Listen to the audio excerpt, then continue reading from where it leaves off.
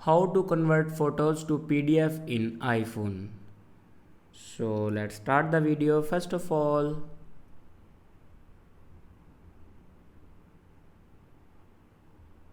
open photos and then open a photo you want to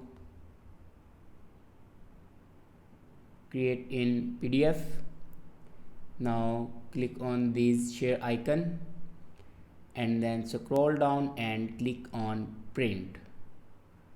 After clicking on print, then again click on this share icon and then click on save to files. Now here you can see it will be PDF document. If you can click on save to file, then it will search a location where you want to save it. Now click on downloads and then click on save. Now it will convert in PDF file. I hope this video is helpful for you. Thanks for watching.